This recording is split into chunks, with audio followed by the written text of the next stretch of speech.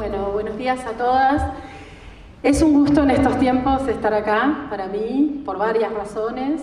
Primero porque no es la primera vez que me invitan a Neuquén, así que quiero agradecer.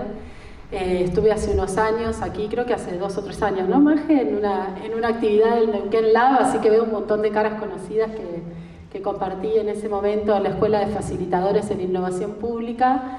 Así que agradezco que a pesar de ya haber venido me hayan invitado de nuevo, así que agradezco eso. Por supuesto que quiero agradecer a todo el programa, Neuquinas con Impacto, a la Fundación Potenciar, al Ministerio de Mujeres y Diversidad, al Ministerio de Ciudadanía y especialmente a ONU Mujeres, que es con quien trabajo hace varios años y que me hayan invitado. Yo soy rionegrina, así que vine de acá cerca, de Viedma, así que estoy muy contenta de estar aquí, sobre todo en este cierre con todas ustedes. Y espero que lo que tengo para compartir les proponga y les abra nuevos debates que seguramente ya han tenido, pero que creo que puede servir para seguir pensando en la tarea cotidiana y en aquellas barreras, aquellas formales y también las barreras informales de las que les voy a hablar hoy, que de alguna manera obstaculizan nuestra tarea de todos los días y lo que queremos hacer. Así que por eso a esta charla, a esta conversación con ustedes, les puse ese nombre: cuidar y participar, el cuidado como un derecho humano. Y quería darle este enfoque por varias razones que iré contándoles a medida que vayamos hablando. No sé si me pasan ustedes, ¿sí? Bueno, por favor, gracias. Bueno, ¿de qué les quería hablar? Esperen que estoy un poco incómoda, si me voy a dar vuelta. ¿De qué les quería hablar hoy? Bueno, de 4 cosas. Primero, que son los cuidados, que seguramente ustedes saben muy bien qué son los cuidados, pero poner en orden algunas ideas para promover el debate.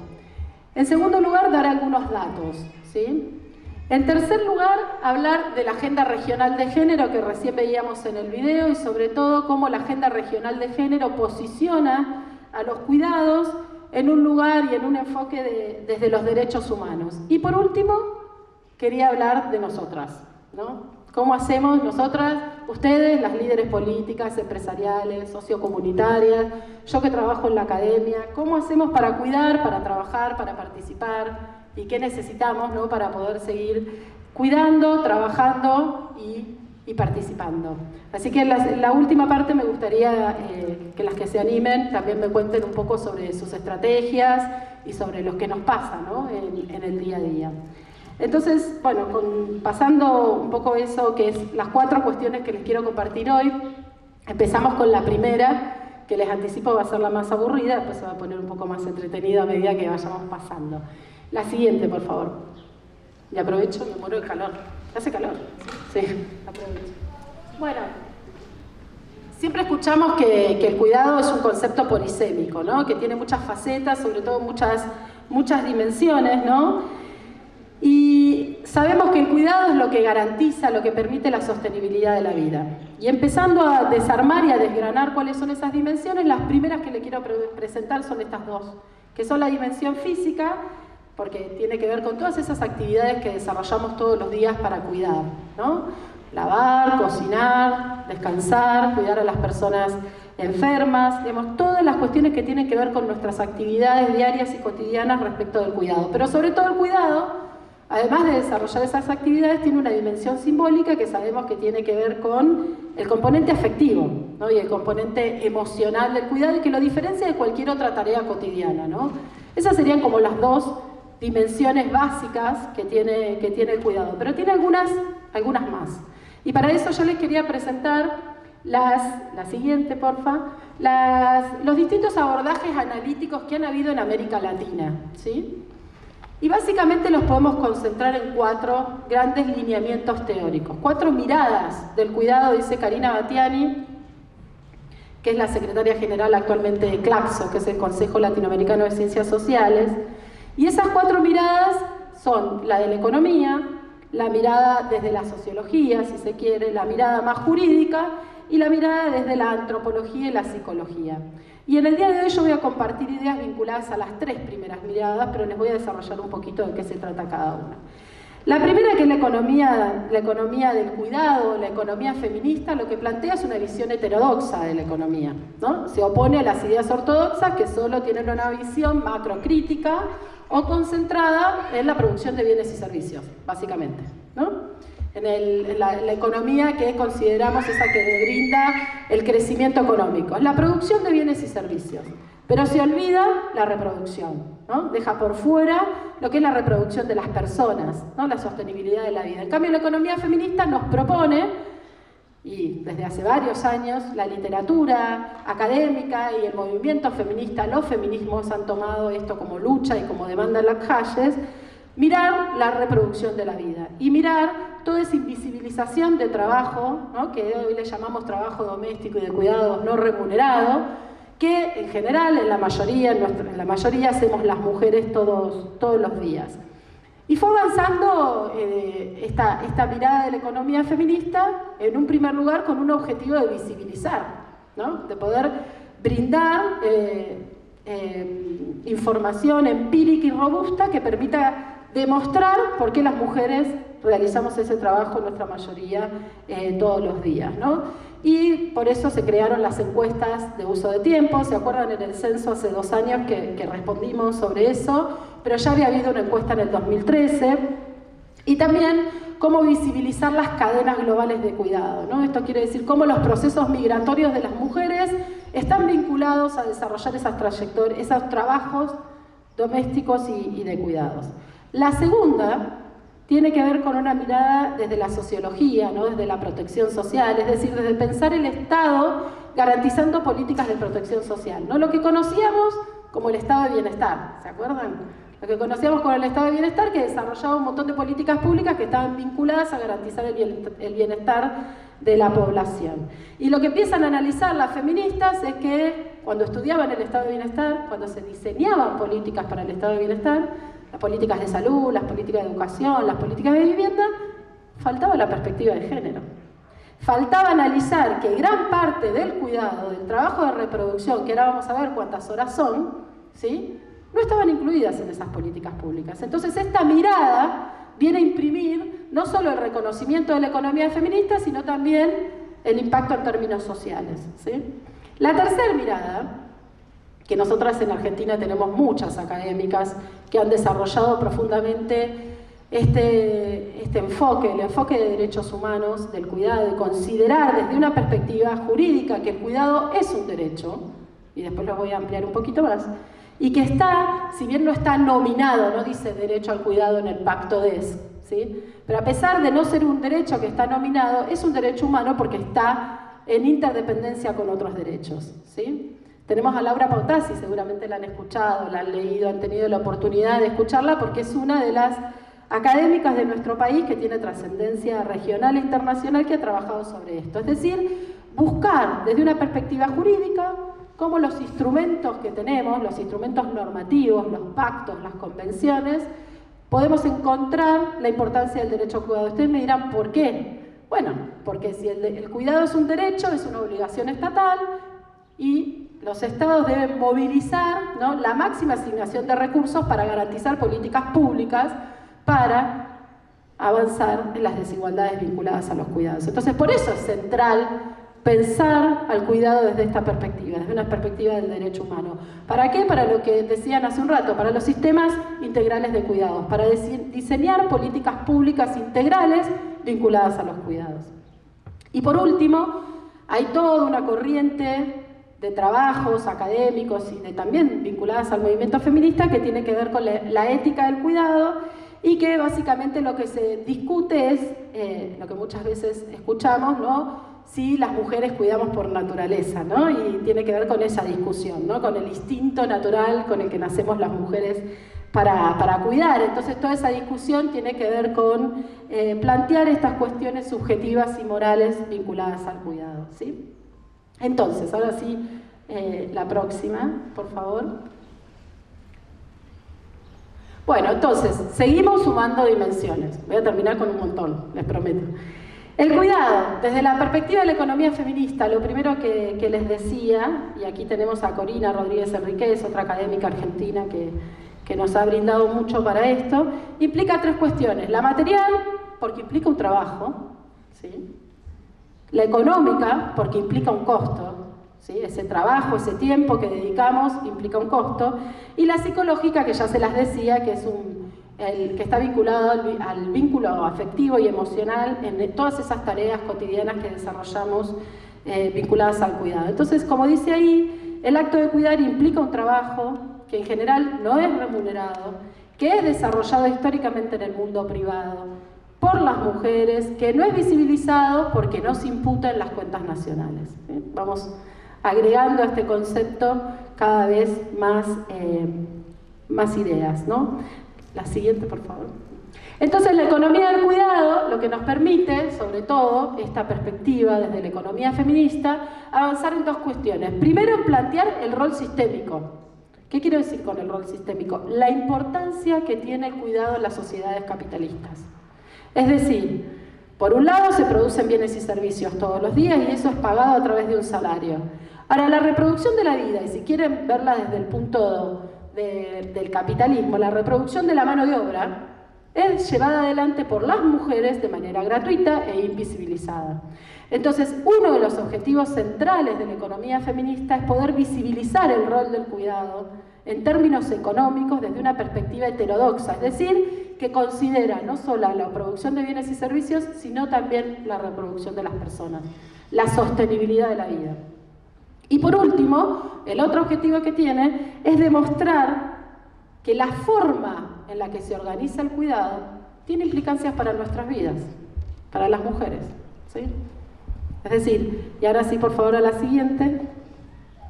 Es decir, este es otro concepto, que es el concepto de organización social del cuidado, de Yara Razavi, que ya viene un poco, se está cayendo de la economía feminista para ir a la segunda perspectiva que les planteé, ¿no?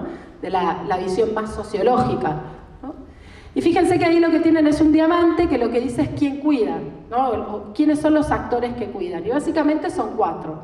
Cuida el Estado, cuida el mercado, cuida la comunidad, pero sobre todo cuidan las familias, ¿no? Y cuando hablamos de que cuidan las familias, ¿quiénes cuidan a la familia? La mamá, la abuela, la tía, ¿no? La prima, la amiga, esas son las que cuidan en la familia. Entonces, lo que permite esta visión de cómo se organiza el cuidado en una sociedad, es decir, si pensamos en América Latina, en nuestro país, la organización social del cuidado, la cantidad de horas, la mayor cantidad de horas, perdón, recae sobre las familias.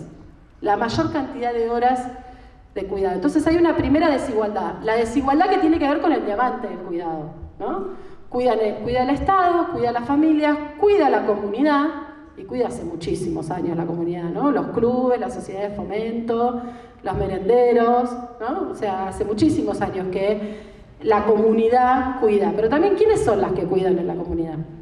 ¿Quiénes están en los clubes? ¿Quiénes están en el merendero? ¿Quiénes están en todos esos espacios, ¿no? Las mujeres.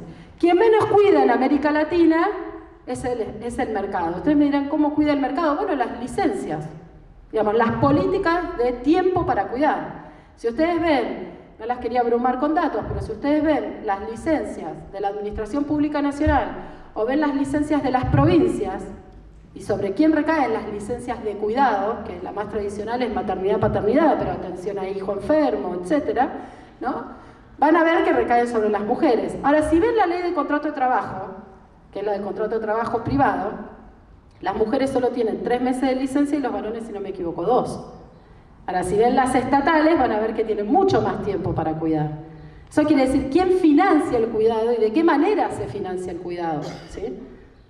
Entonces, esa también es una mirada a pensar. ¿Qué nos dice este diamante para América Latina y para nuestro país? Que la mayor carga de cuidados recae en las familias. Primera desigualdad, dentro de la organización social del cuidado. Podemos ir a otros países europeos y vamos a encontrar una alta carga de cuidados en el Estado, o un alto financiamiento de las empresas por parte del cuidado, teniendo lactarios, teniendo licencias mucho más amplias, licencias familiares, ¿no? Haciendo transferencias de recursos para el cuidado, etc.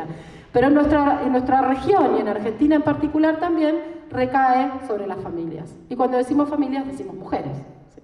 Entonces esa era la segunda gran idea que quería plantearles respecto a esta perspectiva más sociológica. Y la siguiente, por favor. Y acá solo avanzar un poquito en esta idea del cuidado como un derecho humano, porque la voy sosteniendo a lo largo de lo que va a seguir, es esta idea de que el derecho humano implica, del cuidado, pensar el cuidado como un derecho humano implica tres cuestiones. El derecho a cuidar, ¿sí? Y lo que incluye ahí es, por ejemplo, cuando el trabajo de cuidados es remunerado, el derecho a cuidar implica también cuáles son las condiciones para cuidar.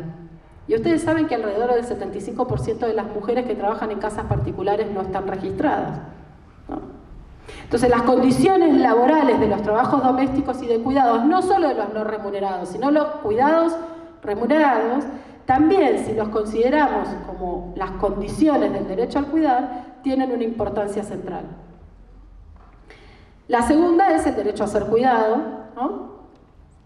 Todas sabemos que a lo largo de nuestras vidas fuimos cuidadas y seremos cuidadas, y también nos merecemos la tercera pata, que es el autocuidado, y que es la pata del derecho al cuidado como un derecho humano, del cuidado como un derecho humano, que en general nos olvidamos nosotras, y que está incluida también en esa idea, y también incluir la gestión, todo lo que tiene que ver con la preproducción de los cuidados, ¿no? Ahora lo llamamos la carga mental, ¿no? Ahora, bueno, quizás algunas hemos logrado parejas feministas, hemos logrado formas, vínculos para poder llevar adelante de manera corresponsable los cuidados de nuestras familias, pero sin embargo seguimos teniendo, ¿no?, la carga mental vinculada a los cuidados. Entonces, la siguiente placa va a agrupar de alguna manera todas estas dimensiones que yo fui mostrando y agregando algunas más.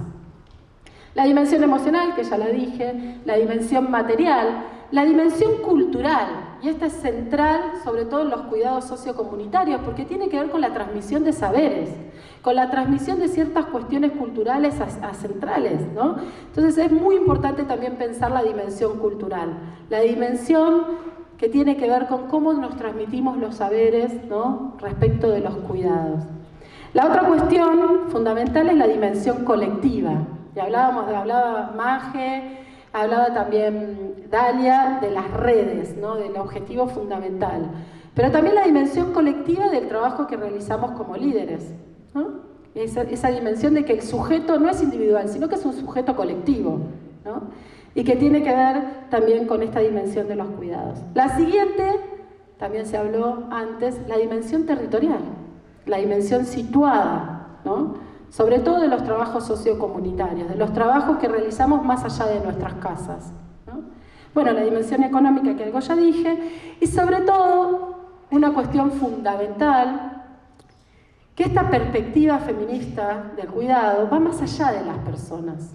La dimensión de la sostenibilidad de la vida va más allá del cuidado de las personas y avanza sobre todo el cuidado del territorio. La idea de la dimensión de la sostenibilidad de la vida no es solo el cuidado de las personas, sino también el cuidado del planeta, ¿no? Y esta dimensión que trasciende el cuidado de las personas, y eso es fundamental para entender al concepto del cuidado con ese carácter polisémico.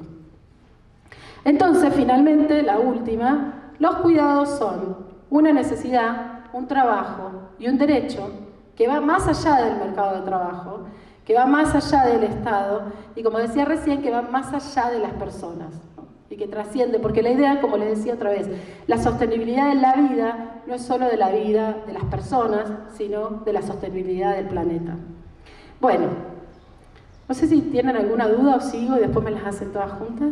No tengo problema, ¿eh? Sigo ¿Vamos bien? ¿Sí? Hablo muy rápido, estoy yendo re despacio, créanme que estoy yendo re despacio a esta velocidad. Bueno, entonces les quería compartir algunos datos que por suerte se han visibilizado y muchas de nosotras seguro que los conocemos, pero los quería problematizar un poco. El primero, la famosa torta que conocemos.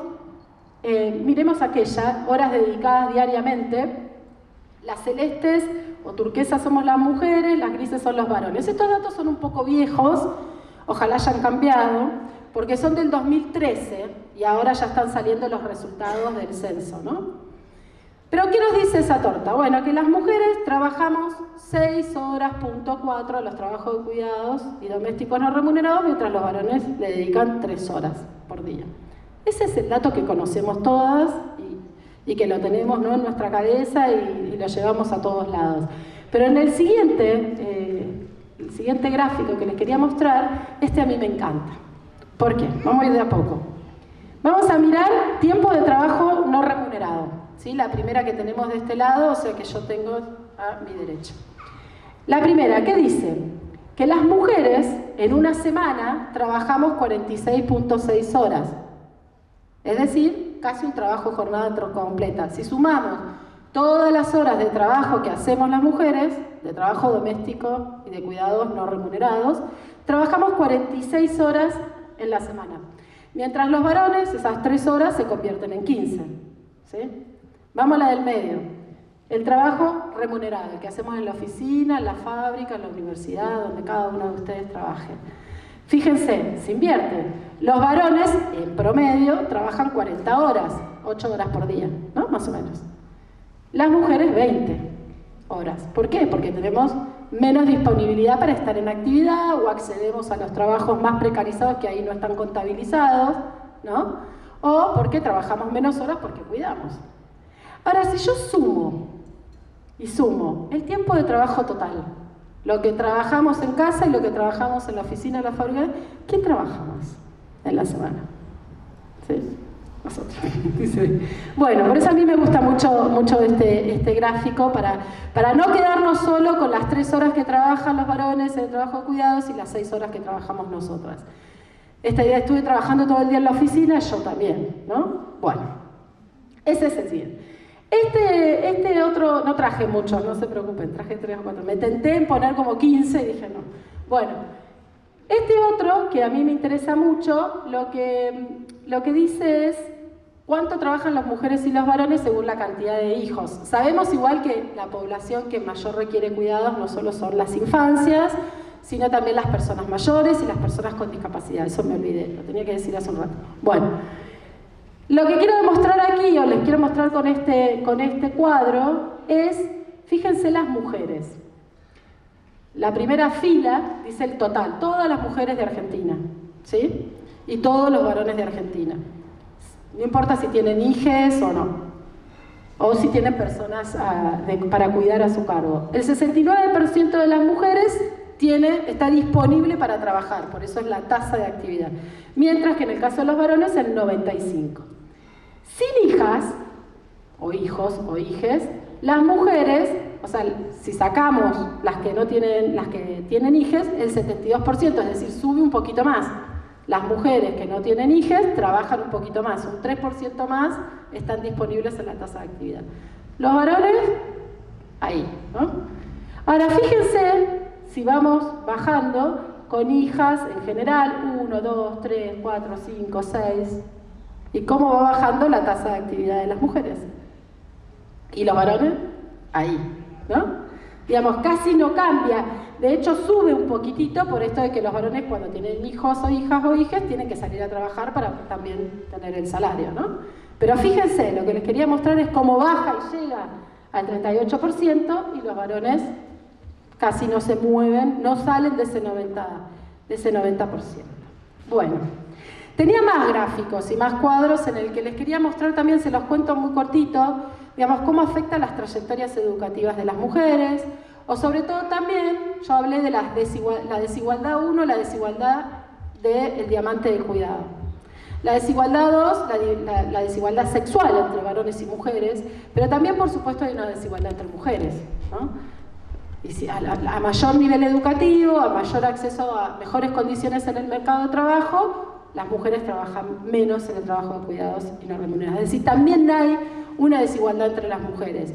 Si vemos el dato de las mujeres que viven, según la EPH del INDEC, la encuesta permanente de hogares del INDEC, las mujeres que viven en hogares pobres, y vemos el dato de las mujeres que viven en hogares no pobres, las que viven en hogares pobres trabajan más horas en los trabajos cuidados domésticos y no remunerados. Pero bueno, quería seguir con la siguiente parte porque también las quiero escuchar a ustedes. Bueno, les traje la gran Mafalda. No sé si la gran Mafalda, ya hace tiempo Mafalda nos hablaba de esto. Otra más. Dice, no sé si se ve porque está medio borroso, pero ¿cómo era el hermano Mafalda? ¿Guille? No, Guille. Guille le dice a su mamá, Mafalda dónde está en la escuela, papá dónde está en el cuidado, nosotros piolas, ¿no? La invisibilización, ¿no?, del trabajo. Ni me acuerdo de la mamá de... ¿Cómo se llamaba la mamá de Mafalda? Mamá de Mafalda. Bien. Bueno, entonces, los últimos datos que para mí me parecen muy importantes y muy concretos que siguen en la próxima. ¿Qué hizo el Ministerio de Economía a través de la Dirección de Igualdad de Género, que fue una institucionalidad que se creó en el 2019, junto a todas las institucionalidades de género que tenemos que defender, como el Ministerio de Mujeres aquí en Neuquén, en Provincia de Buenos Aires, en Córdoba y las áreas de género en todas las provincias y en los municipios? Yo vine a esa reunión en que estaban las áreas de género locales. ¿Qué hizo? Hizo un informe y sumó todas las horas y nos dio este dato. Hoy en Argentina, todas las mujeres de nuestro país vamos a realizar 96 millones de horas de trabajo no remunerado. Hoy, en el largo del día. 96 millones de horas diarias gratis de trabajo. Es decir, contabilizó cuánto significa por día en horas de trabajo. Y eso significa el 15.9 del PBI. Es decir, si fuera incorporado al Producto Bruto Interno, seríamos el 15.9, que es alrededor lo mismo que le aporta la industria a nuestro país, y lo van a ver en el siguiente gráfico. Ahí está. El de arriba es el trabajo doméstico de cuidados no remunerados, 15.9, es decir, si le ponemos un valor a esas 96 millones, significa el 15.9 del PBI, mientras que la industria el 13. Yo creo que la industria es el 14, pero ahí está, en ese cuadro que yo conseguí, es el 13. Pero no importa, digamos, grafica, ¿no? Es decir, todas las mujeres del país que vamos a cuidar en el día de hoy, vamos a hacer lo mismo que hoy está haciendo la industria en nuestro país. ¿No? Bueno, basta de datos, lo prometo.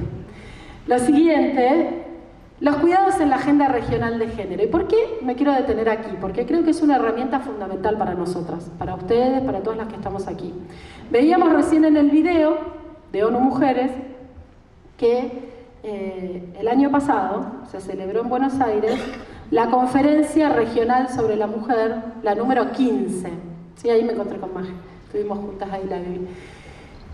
Y cuando digo la número 15 es muy importante porque Naciones Unidas, en 1975, creó la Conferencia Mundial de la Mujer, ¿sí? Se celebró la primera en 1975, en México. Hubo varias, la segunda, la tercera, y llegó la cuarta, a la que todas conocemos, ¿no? La plataforma de Beijing, ¿no?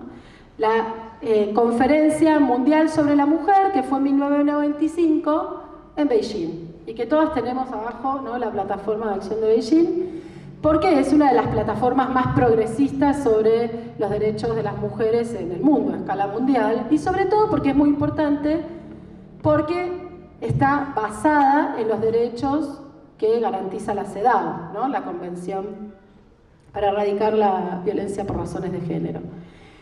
Pero mientras eso sucedía, las conferencias mundiales sucedían, hasta llegar a Beijing, en nuestra región, en América Latina, en La Habana, en 1977, comenzaron a celebrarse las conferencias regionales sobre la mujer de América Latina y el Caribe. Y a lo largo de todas esas conferencias, se fueron haciendo acuerdos, se fueron estableciendo consensos. Esos acuerdos y esos consensos no los hacen las mujeres sueltas por ahí, sino que son los estados. Los estados se sientan en la conferencia regional y acuerdan sobre cuestiones de género.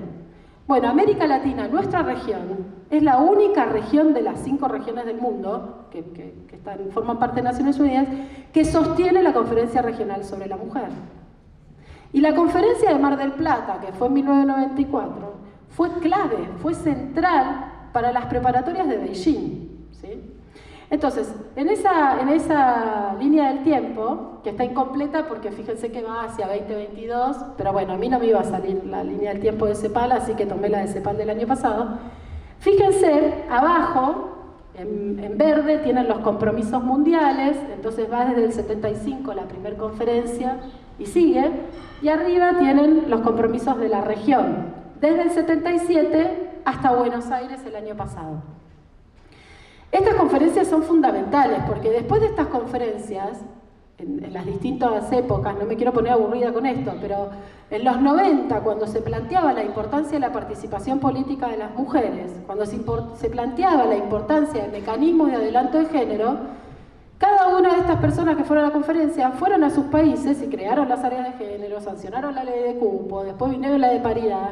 Lo mismo con la discusión sobre violencia, lo mismo con la discusión sobre salud sexual y reproductiva, ¿no?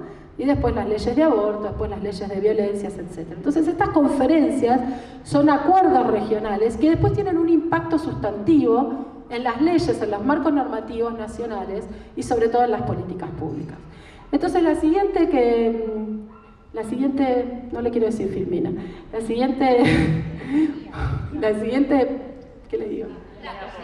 Diapositiva. La siguiente, no, la anterior, por favor.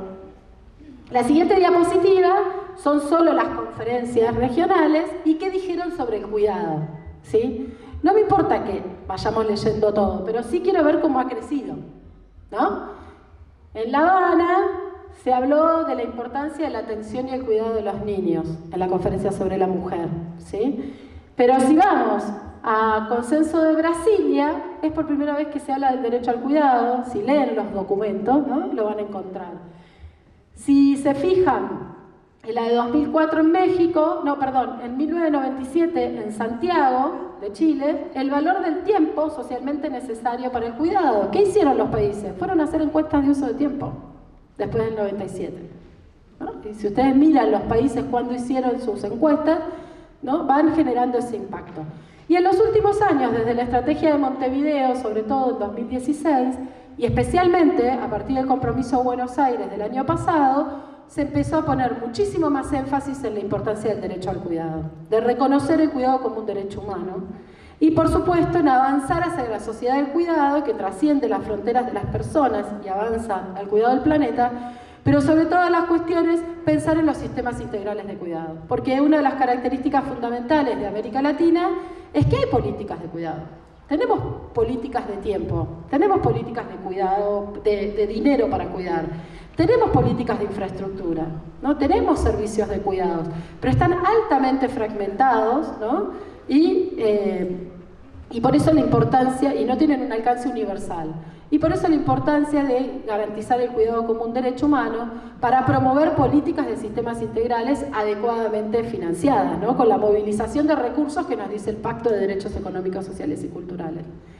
Entonces, les quería leer, eso sí, 2 párrafos del compromiso Buenos Aires del año pasado, que viene en la siguiente. Fíjense, el párrafo 8 dice: reconocer el cuidado como un derecho de las personas a cuidar, a ser cuidadas y ejercer el autocuidado sobre la base de los principios de igualdad, universalidad, corresponsabilidad social y de género, y por lo tanto una responsabilidad que debe ser compartida por todas las personas de los sectores, y ahí va al diamante, ¿no?, las familias, las comunidades, la empresa y el Estado. La siguiente, por favor, otro párrafo del compromiso Buenos Aires. Adoptar marcos normativos que garanticen el derecho al cuidado a través de la implementación de políticas y sistemas integrales de cuidado. ¿Qué quiero decir? No solo tenemos CEDAW, no solo tenemos el Pacto de Derechos Económicos, Sociales y Culturales, no solo tenemos la Convención Belén do Pará, ni el marco normativo robusto que tiene nuestro país.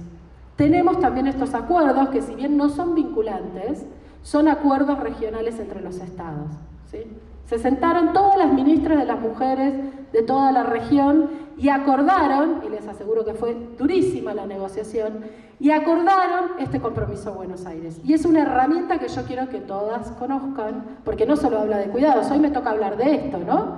Pero que quiero que conozcan y que la tengan, ¿no?, que la bajen, se meten en la conferencia regional sobre la mujer, la llevan adelante la CEPAL y ONU Mujeres en nuestra región, y se meten y pueden encontrar Compromiso Buenos Aires y tienen ahí esos acuerdos. Bueno, creo que acá llegué esta parte. Ahora vamos a hablar de nosotros. Bueno, ¿qué pasa con nosotras entonces por estas desigualdades de cuidado? Pregunto antes, ¿alguna pregunta que me quieran hacer? ¿Algo? ¿No? Bueno, sabemos que los cuidados tienen, y esta desigualdad en los cuidados tienen un impacto en nuestras trayectorias, decía Maje, en las trayectorias educativas, en las trayectorias laborales, en nuestra trayectoria política, incluso hasta llegar al máximo, que es la violencia por razones de género, ¿no? Y hablaba Maje hace un rato. ¿Y cómo se expresa esto? Bueno, en distintas formas y en distintas expresiones que a veces no son tan visibles, ¿no? El famoso techo de cristal, ¿no? Que las mujeres llegamos hasta un lugar y después hay un techo invisible que no nos permite seguir ascendiendo. Las paredes, ¿no? Que también son paredes de cristal, porque, bueno, podemos ser las ministras de las mujeres, la ministra de Desarrollo, Educación, pero no vamos a ser la de Economía, no vamos a ser la jefa de gabinete, ¿no? Podemos estar en la legislatura, llegamos al 40%. En el Congreso Nacional, 42%. En Neuquén, que tiene paridad desde el 2016, 50%. Se clavó. Ahora, si vemos qué bloques participamos, si vemos, ¿no? Seguramente en qué comisiones participamos, seguramente tienen que ver con esas paredes horizontales. La siguiente, voy a acelerar un poquito, la siguiente tiene que ver con también nuestras carreras. Y esto no es solo en las carreras en el ámbito político, sino en las que desarrollan ustedes como líderes de los sectores. Creo que esa es una característica innovadora, como decía Dalia, de Neuquinas con Impacto, ¿no? Que hayan juntado mujeres de distintos perfiles. Bueno, lo que llamamos las carreras serpiente, las carreras zigzag, ¿no? Los laberintos en los que las mujeres vamos avanzando y sorteando estas barreras invisibles, estas barreras que no son formales, ¿no? Pero que sin embargo obstaculizan nuestras trayectorias. Entonces, por eso, volver a reforzar, y con esto ya casi termino, y las quiero escuchar. Yo contaba el otro día, presentando un libro sobre mujeres y política en Río Negro, que cuando hicimos entrevistas a mujeres, lo que nos decían era, nosotras les preguntábamos sobre el cuidado y la violencia política, y hubo una que me dijo algo muy impactante, que fue, bueno, yo le pregunté cómo había sido el acceso, ¿no? A llegar a ser concejala de una ciudad acá del Valle. Y entonces ella me dice, bueno, yo estaba tercera en la lista. Me fui a buscar a los chicos a la escuela y cuando volví estaba novena, me dice en la lista, ¿no? Bueno, y después entró, ¿no? Y después me contaban las estrategias que desarrollaban las mujeres para poder cuidar, como desde las estrategias las más comunes, que era por supuesto dejar a los nenes con su mamá o con su hermana. La siguiente, que tenía que ver con estrategias complementarias, que era arreglar entre las mujeres de la legislatura o del Consejo Deliberante los horarios de sesiones o de las reuniones de labor parlamentaria, que sabemos que por ahí pasa, ¿no? Lo importante, para que no sean en horarios de cuidados, porque sabemos que los cuidados, igual que la política, son 24/7, ¿no? Trabajamos los 7 días, sábado a las 3 de la mañana, y no importa. Y también me contaban la tercera estrategia, por eso quiero, si ustedes quieren después que conversemos, la tercera estrategia, que eran las estrategias extremas, que era llevar a los chicos a la legislatura y ponerlos a dormir, incluso dejar a los chicos durmiendo solos en la casa, ¿no? Para poder ir a participar de una reunión. Entonces, por eso, señalar la importancia de la interdependencia de los derechos humanos, es decir, cómo, creo que estoy en el siguiente, ¿no? Bueno, la siguiente. Estas 3 grandes ideas para ir cerrando. La primera, que tiene que ver con la interdependencia de los derechos humanos para poder pensar el cuidado como un derecho. Es decir, ¿cómo vamos a poder participar activamente en la vida pública o poder tener la posibilidad de avanzar en el mercado de trabajo o en las trayectorias educativas si no tenemos garantizado, ¿no?, las condiciones de cuidado, ¿no? Todo lo que implica el derecho al cuidado? La siguiente idea central es que nos permite considerar al cuidado como un derecho humano, poder garantizar la movilización de recursos y las políticas públicas para avanzar hacia sistemas integrales de cuidados. Un paréntesis, Argentina, el Ministerio de Mujeres y la Cancillería ha presentado este año ante la Comisión Interamericana de Derechos Humanos una opinión consultiva para preguntarle a la Corte si considera que el cuidado es un derecho humano, ¿no? Estemos atentos porque está en proceso. Y por último, lo que decía la movilización de recursos. La última diapositiva tiene que ver con los datos que los saqué del perfil de género de ONU Mujeres. Y la verdad que me quiero tomar 30 segundos porque en estos tiempos que corren, y porque tuvimos el sábado el 25 de noviembre, ¿no?, que es el día de la eliminación de las violencias, recordando a las hermanas Mirabal, que fueron las mariposas asesinadas en la dictadura de Trujillo en 1960, el 25 de noviembre de 1960, y quería despojarme un poco de lo académico y los datos y compartir con ustedes un poema, porque creo que tiene que ver un poco con el espíritu también de este encuentro. Y así que permítanme eso y compartirles un poema que es de una compañera que se llama Gisela López, de Guatemala, quizás lo conozcan, y el poema se llama Presentes. Y dice así, voy a acomodar. Dice: llegamos aquí presurosas, hemos venido convocadas por un sueño. Las mujeres recorremos las plazas del mundo, desplegando palabras. Hemos llegado de todas partes, unas tristes, otras alegres, algunas estamos rotas. Vamos trazando arcoíris con nuestros colores de piel, constelaciones con nuestras miradas. Nos encontramos proclamando la soberanía de nuestros cuerpos, defendiendo la libertad de nuestros pasos. Vamos haciendo resonar nuestra voz, de continente a continente, transgrediendo mandatos, construyendo metáforas amables, con la fuerza de nuestros deseos, enlazándonos más allá de nuestra edad y de nuestras nacionalidades. Vamos acarreando esperanzas en la desesperanza.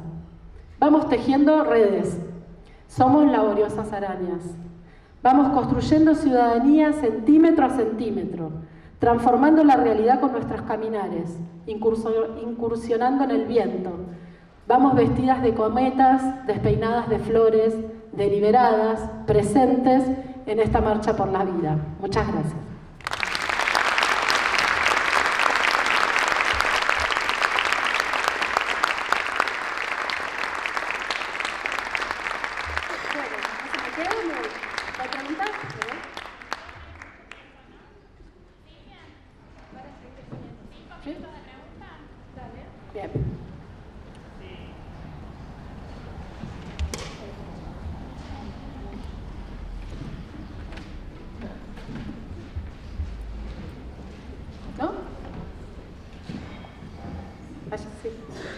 No sé si hay uno.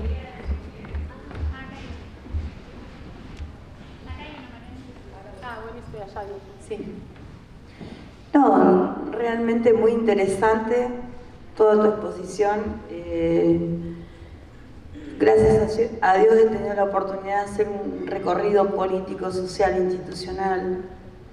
Trabajo con Naciones Unidas de la Organización Mundial de la Salud en la temática de seguridad vial y ambiente. Hace 14 años que viajo afuera. Sin embargo, todos los 8 de marzo, nuestra directora ejecutiva de la Alianza Global, volvemos a repetir las mismas cosas. Decimos, ¿quién preside la Organización Mundial de la Salud? Un hombre. ¿Quién preside Naciones Unidas?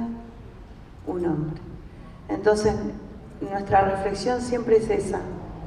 A pesar de que las mujeres somos el motor del sistema político partidario, porque somos las que trabajamos en la calle, las que llevamos el voto y todo lo demás, y también somos las que cuidamos el hogar y la familia, y también somos las precursoras de que esos hombres lleguen a lugares donde llegan. Nos seguimos repreguntando eso. ¿Por qué seguimos lo que decías, ¿no? Esos lugares que son re importantes, los seguimos mirando de la vereda enfrente. Así que eso nada más. Bueno, gracias por el comentario. Quería agregar algo que yo decía, bueno, somos el 40% alrededor en promedio. Casi todas las provincias tienen leyes de paridad, menos Tucumán y Tierra del Fuego. Y avanzamos, por supuesto, entramos a los poderes legislativos, eso ya lo sabemos, ¿no? Con el cupo primero, después con la paridad. Pero si miramos los poderes ejecutivos, de 1983 hasta hoy, hubo 261 cargos a gobernador. Y lo digo a propósito, no a gobernador. O sea, en las 24 provincias, sumando la Ciudad Autónoma de Buenos Aires, desde el 83 hasta ahora, hubo 261 veces que asumió un gobernador. Hasta 2019 es el estudio. Solo 11 de esos mandatos fueron llevados adelante por 7 mujeres. Lo que pasa es que hubo reelección, ¿no? Hubo que esperar hasta el 2007 para que Fabiana Ríos por primera vez gane como gobernadora en nuestro país, en Tierra del Fuego. Después Roxana Bertone, Lucía Corpacci, no me quiero olvidar, Abdala en Santiago del Estero, María Eugenia Vidal en provincia de Buenos Aires, Alicia Kirchner en Santa Cruz, Arabela Carreras en Río Negro. Creo que no me olvido de ninguna. Esas fueron todas las gobernadoras mujeres. Y ustedes saben que el cargo de gobernador es el más importante después de ser presidente en nuestro país, ¿no? Y la mala noticia es que en este mandato que se está terminando ahora tenemos a Arabela Carreras en Río Negro y Alicia Kirchner. El 10 de diciembre, dentro de 10 días, vamos a ver a 24 varones gobernadores asumiendo, ¿sí? Entonces digo, coincido con lo que acaba de comentar la compañera, ¿no? Digo, por supuesto que logramos derribar las puertas de acceso del Poder Legislativo, no así en el Poder Ejecutivo. El 12% de los intendentes de todo el país son mujeres, ¿sí? Y mucho menos, como les decía, en las provincias, ¿no? Entonces creo que ahí tenemos que seguir trabajando, y en gran medida eso tiene que ver por la falta de financiamiento para las mujeres, para las campañas políticas, por la violencia política y por las desigualdades de cuidados, ¿no? Esas barreras informales, invisibles, que tenemos que lograr poder avanzar, ¿no? Así que, y lo mismo pasa en los tribunales de justicia, ¿no? O sea, si vemos los superiores tribunales de justicia de las provincias, bueno, ya tenemos la Corte Suprema, que todavía no está el reemplazo de la mujer, que era de 5 una mujer, y seguramente que si miramos todas las provincias vamos a encontrar los mismos datos, ¿no? Bueno, y sí, nunca hubo una Secretaría General en Naciones Unidas. Yo quería decir, mientras hablaba, calculo que muchas de nosotras estábamos pensando en cuántas cosas dejamos de hacer en nuestras casas, bueno, las que vivimos con hombres, ¿no? Yo no tengo hijos, pero de todas maneras, cuántas cosas dejamos de hacer, tanto en recreación, en estudio, en trabajo, y ellos no lo hacen tan así, digamos, para hacer las cosas de la casa, digo. Y en segundo lugar pensaba que somos los mayores aportantes al sistema, ¿no? A la reproducción del sistema capitalista finalmente, y gratuitamente, salvo que ahora, bueno, el Estado tiene más políticas destinadas a nosotros. Y en tercer lugar quería decir que bueno, que es muy triste la realidad que viene a futuro, porque realmente están pensando en cerrar el Ministerio de la Mujer, el Ministerio de Niñeces, bueno, y es tremendo porque nosotras acá vemos esta realidad y vemos qué tan necesario es lo que hace el Estado, ¿no? El actuar del Estado para que nosotras tengamos realmente los derechos que nos merecemos. Así que bueno, ojalá que podamos luchar para que eso continúe. También bueno, que tenemos una vicepresidenta que está en contra de las mujeres, lamentablemente, vamos a tener. Y bueno, ojalá que todas podamos hacer algo para que eso no sea como se ha dicho, ¿no? Como se ha anunciado. Gracias. Sí, bueno, gracias por el comentario, y agregar algo que es: cuando las mujeres dejamos de hacer cosas en nuestras casas, y esto no lo dije, lo vivimos con culpa, ¿no? Digamos, yo trabajé con mujeres políticas en mi investigación, pero el tremendo y profundo sentimiento de culpa que sienten esas mujeres, que no lo tienen los varones, cuando salen a recorrer mi provincia, en Río Negro, para hacer campañas o incluso para trabajar en cuestiones de cuidado, ¿no? Cuidar a otras personas de la provincia. Lo hacemos con muchísima culpa también. Hola, buen día. Soy Florencia de San Martín de los Andes. Agradecerte por tu exposición. Me quedo con algo que decía la compañera. Se vienen tiempos muy difíciles, muy oscuros, y desde tu expertise, desde tu conocimiento, ¿cuál pensás que van a ser nuestros mayores desafíos como mujeres? Más allá de estar en las calles y luchar por cada uno de los derechos adquiridos, pero más allá de eso... No, yo creo que no es más allá de eso, es eso. Porque tengo 2 minutos, Dalia. 2 minutos, parece. Yo creo dos cuestiones de la importancia de las mujeres en los 40 años de democracia. El movimiento feminista, no solo de las mujeres, sino también las disidencias, por supuesto. Del movimiento feminista, de los feminismos. Dos cosas. Primero, la eficacia. Digamos, las mujeres desde 1983, y esto es regional, pero vamos a hablar de Argentina, avanzaron con sus conquistas. Digo, desde las madres y las abuelas marchando en la plaza con el pañuelo blanco, hasta los encuentros nacionales de mujeres, la campaña por el aborto, los ni una menos, los paros, las mujeres en las universidades. Las mujeres logramos avanzar, ¿no? Logramos avanzar con leyes concretas, con políticas públicas. Nos falta un poco de financiamiento todavía y voluntad política de algunos, pero logramos avanzar, ¿no? En los 80, primero en la transición y en la recuperación de la democracia y en lo que hoy conocemos como las políticas de memoria, verdad y justicia, fueron las madres y las abuelas las que empezaron a dar vueltas en la plaza y a hacer ese camino, ¿no? Patria potestad, divorcio, salud sexual y reproductiva, campaña nacional que termina en IBE, ESI, matrimonio igualitario, ley de identidad de género, digo, ¿no? Ley de cupo, primera en todo el mundo, paridad a nivel nacional, pero antes en las provincias, ¿no? O sea, las mujeres hemos tenido una eficacia para poder garantizar este marco normativo robusto que tenemos. Y entonces la pregunta es, ¿cómo lo hicimos?